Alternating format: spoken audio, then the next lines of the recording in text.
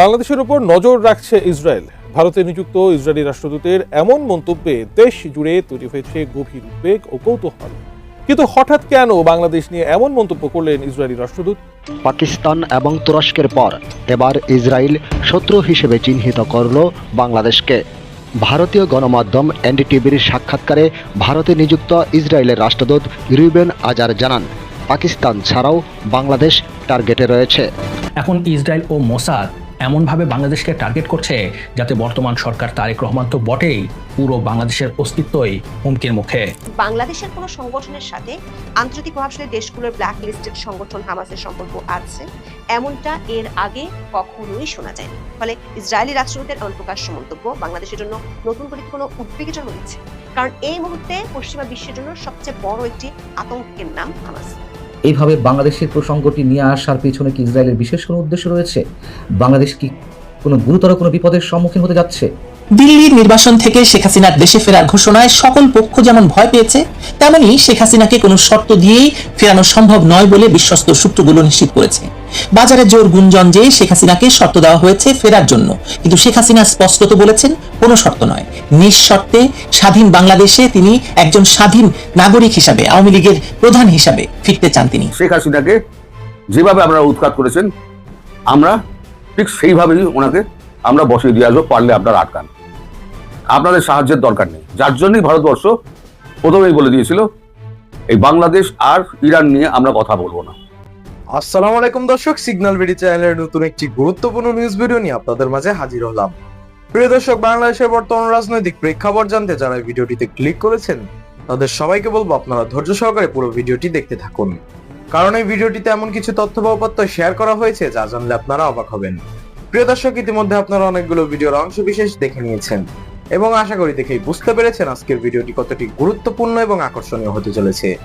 এখনো যারা আমাদের চ্যানেলটি সাবস্ক্রাইব করেননি তাদের সবাইকে বলবো আমাদের চ্যানেলটি সাবস্ক্রাইব করে পাশে থাকা বেল আইকনটা অন করে দিবেন, আর যারা ইতিমধ্যেই সাবস্ক্রাইব করেছেন তাদেরকে অসংখ্য ধন্যবাদ। তো প্রিয় দর্শক, চলুন আর কথা বাড়াবো না, একটি লাইক দিয়ে মূল ভিডিওতে যাওয়া যাক। ইসরায়েল থেকে বাংলাদেশের দূরত্ব প্রায় ৫,৪৫০ কিলোমিটার। বাংলাদেশের সাথে ইসরায়েলের কোনো কূটনৈতিক সম্পর্ক নেই, বাংলাদেশে ইসরায়েলের কোনো দূতাবাসও নেই, এমনকি বাংলাদেশ ইসরায়েলকে একক কোনো দেশ হিসেবে স্বীকারও করে না। শুধু তাই নয়, বাংলাদেশের পাসপোর্ট নিয়ে একটি মাত্র দেশে ভ্রমণ নিষিদ্ধ, আর তা হচ্ছে ইসরায়েল। কিন্তু তারপরও বাংলাদেশ নিয়ে ইসরায়েলের ব্যাপক আগ্রহ। ইসরায়েল অনেকদিন থেকে চেষ্টা করছে বাংলাদেশের সাথে একটি সুসম্পর্ক তৈরি করার, আর এর প্রধান কারণ ইন্দোনেশিয়া, পাকিস্তান ও ভারতের পর জনসংখ্যার দিক থেকে মুসলিম বিশ্বে বাংলাদেশের অবস্থান চতুর্থ। বাংলাদেশ যদি কোনো কারণে কোনোভাবে ইসরায়েলকে স্বীকৃতি দেয় তাহলে এটি হবে ইসরায়েলের জন্য বিশাল বিজয়। তাই তলে তলে ইসরায়েল অনেকদিন থেকেই বাংলাদেশের সাথে একটি সম্পর্ক তৈরি করার চেষ্টা করে যাচ্ছে। সত্যি কথা বলতে কি, শেখ হাসিনা সরকারের সাথে ইসরায়েলের একটি ভালো সম্পর্ক তৈরিও হয়েছিল, যদিও শেখ হাসিনা সরকার কখনোই এই সম্পর্ক আনুষ্ঠানিকভাবে স্বীকার করেনি, কিন্তু তলে তলে একটা সম্পর্ক ঠিকই হয়েছিল। তাই তো ইসরায়েল তার গোপন নজরদারি সফটওয়্যার পেগাসাস বাংলাদেশের কাছে বিক্রি করেছিল। Well, according to Israeli media reports, a company owned by an Israeli businessman sold spyware and advanced surveillance tools to Bangladesh. However, the two nations do not have diplomatic ties. এছাড়াও ইসরায়েলের কুখ্যাত গোয়েন্দা সংস্থা Mossad অনেকদিন থেকেই বাংলাদেশে তৎপর। Mossad বাংলাদেশের বিভিন্ন রাজনৈতিক দল, তাদের নেতা ও ব্যবসায়ীদের সাথে যোগাযোগ রাখে। এই খবরটি সামনে আসে 2023 সালের জানুয়ারিতে, যখন বর্তমান সরকারের মন্ত্রী ও গণ অধিকার পরিষদের সদস্য নুরুল হক নুরু দুবাই গিয়ে মোসাদ এজেন্ট মেহেদি এন সাফাদির সঙ্গে বৈঠক করে, আর পুরো ব্যাপারটি ফাঁস হয়ে যায়। তখন এই ব্যাপারটি নিয়ে মিডিয়াতে ব্যাপক হইচই পড়ে যায়। তখন পর্যন্ত মোসাদের এই আচরণ নিরীহই ছিল, মানে ইসরায়েলের আচরণ নিরীহই ছিল, কিন্তু এখন পরিস্থিতি অনেক পাল্টে গেছে। এখন ইসরায়েল ও মোসাদ এমনভাবে বাংলাদেশকে টার্গেট করছে যাতে বর্তমান সরকার তারেক রহমান তো বটেই, পুরো বাংলাদেশের অস্তিত্বই হুমকির মুখে। গতকাল ভারতে নিযুক্ত ইসরায়েলের রাষ্ট্রদূত রুবেন আজার এমন কিছু মন্তব্য করেছেন যা তারেক রহমানের সরকারকে সতর্কতার সাথে নেওয়া উচিত। গতকাল ভারতের এনডিটিভিকে এক সাক্ষাৎকার দেন রাষ্ট্রদূত রুবেন আজার। সেখানে তিনি বলেন, বাংলাদেশে হামাসের কার্যক্রম ছড়িয়ে পড়েছে, মানে বাংলাদেশ হামাসকে সাহায্য করছে, জনবল নিয়োগ করছে, শুধু তাই নয়, ইসরায়েল বিরোধী মনোভাবও উস্কে দিচ্ছে। কিন্তু এখন প্রশ্ন হচ্ছে, রিউবেনের মতো মানুষ এই ধরনের অভিযোগ কেন করছেন? এর পেছনে ভিত্তিই বা কি? এই প্রশ্ন তাকে করা হলে তিনি বলেন, এসব তথ্যের কিছু অংশ প্রকাশ্য সূত্র থেকে পাওয়া। কিন্তু কি সেই সূত্র তা রিউবেন প্রকাশ করেননি। তাই রিউবেনের এই কথা নিয়ে মাথা ব্যথার খুব একটা কারণ নেই। কিন্তু এরপর রিউবেন যা বলেছেন তা বাংলাদেশের জন্য বিশাল এক বিপদ ডেকে আনতে পারে। আর সেটি হচ্ছে, রিউবেনের মতে তারা পাকিস্তান ও বাংলাদেশে হামাসের কার্যক্রম পর্যবেক্ষণ করছে। আর বিপদ এখানেই, কারণ বাংলাদেশ ও পাকিস্তান কোনো দেশেই ইসরায়েলের কোনো অ্যাম্বাসি নেই। তাহলে ইসরায়েল কিভাবে বাংলাদেশকে পর্যবেক্ষণ করছে, নজরদারিতে রেখেছে? এর উত্তর শুধু একটি, আর সেটি হচ্ছে মোসাদ। দেখুন, বিখ্যাত বলুন আর কুখ্যাত বলুন, যাই বলুন না কেন, বর্তমান বিশ্বে যে মোসাদ সবচেয়ে কার্যকরী গোয়েন্দা সংস্থা, সে বিষয়ে কোনো সন্দেহ নেই। হেন কোনো আকাম কুকাম নেই যাই মোসাদ করে না, এবং তা করে অত্যন্ত সফলতার সাথে। হিজবুল্লাহ প্রধান নাসরুল্লাহকে হত্যা থেকে লেবাননে পেজার অ্যাটাক, ইরানের কমান্ডার কাসেম সোলাইমানিকে হত্যা, সব কিছুর পেছনে এই মোসাদের হাত রয়েছে। আর সর্বশেষ তো ইরানের সর্বোচ্চ নেতা খামেনিকে হত্যা করলো, যার জন্য শুরু হয়ে যায় ইরান আমেরিকার যুদ্ধ। এছাড়া সিরিয়ার বাশার আল আসাদ, ইরাকের সাদ্দাম হোসেন, লেবাননের গাদ্দাফি, মিশরের হোসনি মোবারক থেকে শুরু করে পুরো মধ্যপ্রাচ্য জুড়ে যে অশান্তির আগুন জ্বলছে, তার পেছনে হাত আছে এই মোসাদের। তাই মোসাদের নজর যদি বাংলাদেশের উপরে পড়ে, তাহলে বাংলাদেশের কপালে শনি আছে। কিন্তু এখন প্রশ্ন হচ্ছে, বাংলাদেশে কি সত্যি সত্যি হামাসের উপস্থিতি আছে? উত্তর হচ্ছে হ্যাঁ এবং না, দুটোই। দেখুন, বাংলাদেশে যে হামাসের উপস্থিতি আছে এর নির্দিষ্ট কোনো প্রমাণ নেই, তবে এটিও সত্য যে গত কয়েক বছর ধরে বাংলাদেশের ডানপন্থীদের ব্যাপক উত্থান হয়েছে, যার কিছু কিছু আবার সশস্ত্র যোদ্ধা। আর এই বিষয়টি প্রথম সামনে আসে 2025 সালে, যখন পাকিস্তানের খায়বার পাখতুনখোয়া প্রদেশে পাকিস্তানি নিরাপত্তা বাহিনীর যৌথ অভিযানে 2 বাংলাদেশি তরুণ নিহত হয়। ধারণা করা হয় এরা তেহরিকি তালেবান পাকিস্তানের হয়ে যুদ্ধ করতে গিয়েছিল। পাকিস্তান ছাড়াও বাংলাদেশি অনেক তরুণ ভাড়াটে সৈন্য হিসেবে রাশিয়ায় যুদ্ধ করছে। 2026 সালে 5 মার্চ বিবিসি বাংলা এটি নিয়ে এক দীর্ঘ প্রতিবেদনও প্রকাশ করে, যার শিরোনাম ভাড়াটে সৈন্য হিসেবে রাশিয়ার পক্ষে লড়াই বাংলাদেশি তরুণেরা, তারা যুদ্ধে জড়াচ্ছে কিভাবে। 2026 সালে বাংলাদেশের বিমান বাহিনীর ভেতরে পাকিস্তানি জঙ্গি সংশ্লিষ্টতার খবর সামনে আসে। শুধু তাই না, এটি নিয়ে বিমান বাহিনীর ভেতরে শুদ্ধি অভিযানও চলে, কিছু মানুষকে পুলিশ গ্রেপ্তারও করে। এছাড়া মামুনুর রহমানের আফগানিস্তান গিয়ে তালেবান নেতার সাথে দেখা ও তালেবান নেতার গোপন বাংলাদেশ সফর বেশ আলোড়ন ফেলে আন্তর্জাতিক মহলে। সেই সাথে ইউনুস আমল থেকে পাকিস্তানের সাথে দহরম মহরম সম্পর্ক কে না জানে। এখানেই শেষ না, আরো শুনুন। আজকের খবর, মাদ্রাসা থেকে গুলিসহ পিস্তল উদ্ধার, যার গায়ে লেখা ছিল মেড ইন পাকিস্তান। ভিডিও নিচ্ছি। এই সবকিছু প্রমাণ করে কিছু না কিছু একটা তো অবশ্যই বাংলাদেশে ঘটছে। আর মনে রাখবেন, দেশটির নাম ইসরায়েল। ইসরায়েল হচ্ছে সেই হাতে গোনা কয়েকটি দেশের একটি, যারা কথা কম বলে কাজ বেশি করে। আবার হতে পারে এটি ভারত ও ইসরায়েলের একটি চাল বাংলাদেশকে চাপে রাখার। কিন্তু যাই হোক না কেন, বাংলাদেশের সরকারকে সতর্ক হতে হবে। এমনি বাংলাদেশ একটি কঠিন সময় পার করছে, ভারতের সাথে সম্পর্ক সর্বনিম্ন পর্যায়ে, সীমান্ত হত্যা উশৃঙ্খল তো আছেই। সেই সাথে আজকের সংবাদ, বাংলাদেশের সীমান্তবর্তী এলাকায় কৌশলগত সামরিক অবকাঠামো দ্রুত শক্তিশালী করছে ভারত সরকার। মানে ভারত বাংলাদেশ সীমান্তে যুদ্ধের প্রস্তুতি নিচ্ছে। ওদিকে মিয়ানমার সীমান্ত অশান্ত। মিয়ানমার সীমান্ত ঘিরে নাকি চট্টগ্রামে ভারতের র, পাকিস্তানের আইএসআই, আমেরিকার সিআইএ, চীনের এমএমএস, তুরস্কের এমআইটি কাজ করে যাচ্ছে। এর সাথে যদি এখন ইসরায়েলের মোসাদ যুক্ত হয়, তাহলে ষোলকলাপূর্ণ। কারণ মোসাদ যেখানেই ঢুকেছে সেখানে ভজঘট পাকিয়ে দিয়েছে, সেই দেশকে ছারখার করে দিয়েছে। আর এটি আমি না, এটি ইতিহাস বলে। তাই রেভেনের কথাকে আমরা হেলাফেলা করতে পারি, সরকারের মোটেও হেলাফেলা করা উচিত হবে না। বাংলাদেশের উপর নজর রাখছে ইসরায়েল। ভারতে নিযুক্ত ইসরায়েলি রাষ্ট্রদূতের এমন মন্তব্যে দেশ জুড়ে তৈরি হয়েছে গভীর উদ্বেগ ও কৌতূহল। কিন্তু হঠাৎ কেন বাংলাদেশ নিয়ে এমন মন্তব্য করলেন ইসরায়েলি রাষ্ট্রদূত? বিস্তারিত জানাচ্ছেন আরিফ হাসান।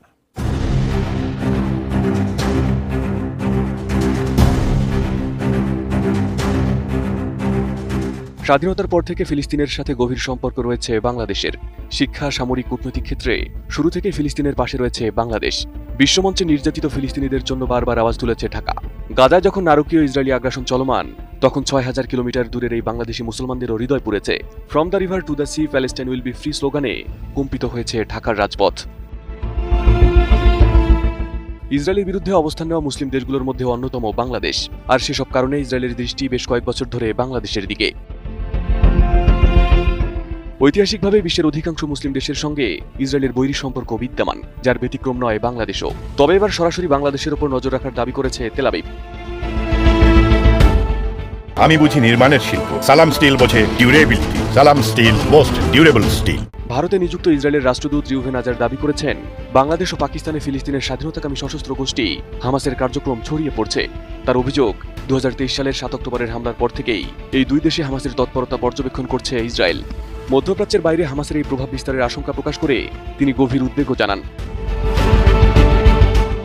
ভারতীয় সংবাদ মাধ্যম এনডিটিভির সিনিয়র এক্সিকিউটিভ এডিটর আদিত্যরাজ কৌলকে দেওয়া এক সাক্ষাৎকারে রিউভেনাজার আঞ্চলিক কূটনীতিতে পাকিস্তানের মধ্যস্থতাকারী ভূমিকা নিয়েও সন্দেহ প্রকাশ করেন।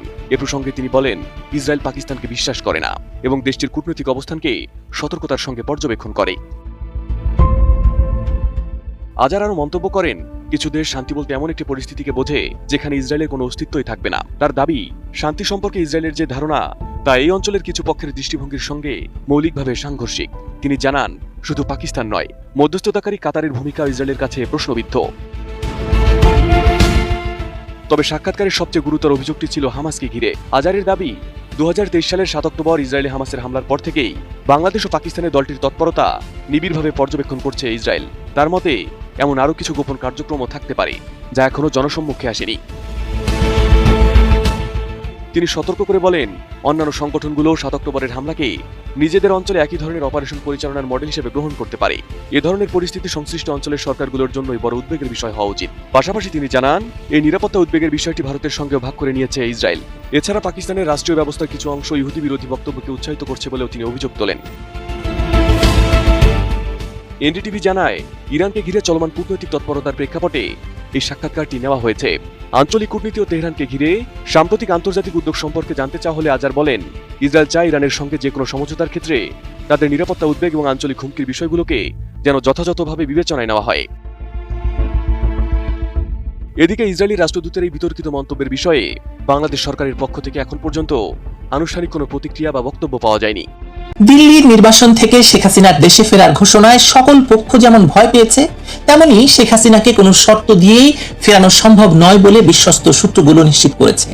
বাজারে জোর গুঞ্জন যে শেখ হাসিনাকে শর্ত দেওয়া হয়েছে ফেরার জন্য, কিন্তু শেখ হাসিনা স্পষ্টত বলেছেন কোনো শর্ত নয়, নিঃশর্তে স্বাধীন বাংলাদেশে তিনি একজন স্বাধীন নাগরিক হিসাবে, আওয়ামী লীগের প্রধান হিসাবে ফিরতে চান। তিনি বঙ্গবন্ধুর কন্যা, সেটা কেউ চাক বা না চাক। এই ঘোষণাটি বাংলাদেশের রাজনীতিতে এই মুহূর্তে সবচেয়ে বড় ভূমিকম্পের মতো। কারণ শেখ হাসিনার দেশে ফেরার ঘোষণা কেবল একটি ব্যক্তিগত সিদ্ধান্ত নয়, এটি বাংলাদেশের রাজনৈতিক সমীকরণকে আমূলে বদলে দেওয়ার একটি ঐতিহাসিক বার্তা। যে বার্তাটি শুনে বিএনপি, যুদ্ধাপরাধী জামায়াত, জুলাই সন্ত্রাসীদের দল এনসিপি সবার হয়ে গেছে, হাঁটু কাঁপছে। এখানে ইতিহাসের একটি অসাধারণ পুনরাবৃত্তি আছে। ৪৫ বছর আগে ১৯৮১ সালের ১৭ই মে ভারতে দীর্ঘ ৬.৫ বছরের নির্বাসন শেষে মাত্র ৩৩ বছর বয়সী শেখ হাসিনা দেশে ফিরেছিলেন। সেই ফেরাটাও ছিল বিপদসংকুল, সেই পথটাও ছিল কাটা বিছানো। বাবাকে হারিয়েছেন ১৯৭৫ সালে, পরিবারের প্রায় সবাইকে হারিয়েছেন ঘাতকের বুলেটে, তবুও তিনি ফিরেছিলেন। ঢাকা বিমানবন্দরে বিমানের দরজায় পৌঁছে গিয়েছিল লক্ষ লক্ষ মানুষ। সেদিনও বলা হয়েছিল আওয়ামী লীগ শেষ, সেদিনও বলা হয়েছিল হাসিনার পক্ষে আর কিছু করা সম্ভব নয়। আজ ২০২৬ সালে ৪৫ বছর পর আরেকটি নির্বাসনের অবসান ঘটতে চলেছে। এবারও সেই একই ভারত, একই দিল্লি, একই পথ, কিন্তু শেখ হাসিনা এখন আরো পরিপক্ক, আরো দৃঢ় এবং আরো অটল। গত ১৭ই মে আওয়ামী লীগের এক ভার্চুয়াল সভায় যোগ দিয়ে তিনি নাম না করে তারেক রহমানের সরকারের উদ্দেশ্যে বলেছেন, আমার জন্য জেলখানা, ফাঁসির মঞ্চ রেডি করুন, আমার পাসপোর্ট ফিরিয়ে দিন, আমাকে নিয়ে যেতে বিমান পাঠান। এই বক্তব্যটি কোনো আবেগের বক্তব্য নয়, এটি একজন যুদ্ধক্ষেত্রে অভিজ্ঞ রাজনীতিবিদের সুচিন্তিত রাজনৈতিক ঘোষণা। এই কথাগুলো বলতে যে সাহস লাগে, সেই সাহস কেবল তারই আছে যিনি জানেন তার পেছনে কোটি কোটি মানুষের ভালোবাসা আছে। এখন প্রশ্ন হলো, শেখ হাসিনাকে বিএনপি কি শর্ত দিয়েছিল? কারণ শোনা যাচ্ছে যে বিএনপি শেখ হাসিনাকে ফিরতে দেবে, তবে কিছু শর্ত দিয়েছে। একাধিক সূত্র নিশ্চিত করছে যে বিএনপির হাইকমান্ডের পক্ষ থেকে আওয়ামী লীগের শীর্ষ নেতৃত্বের কাছে একটি অলিখিত রাজনৈতিক প্রস্তাব পাঠানো হয়েছিল। প্রস্তাবের মূল কথা ছিল, আগামী ৫ বছর বিএনপির নির্বিঘ্নে ক্ষমতায় থাকা নিশ্চিত করতে হবে, আওয়ামী লীগ কিচ্ছু করবে না, আওয়ামী লীগ চুপচাপ বসে থাকবে। বিনিময়ে আওয়ামী লীগের উপরে থাকা সব আইনি এবং রাজনৈতিক বাধা দ্রুত তুলে নেওয়ার আশ্বাস দেওয়া হয়েছে।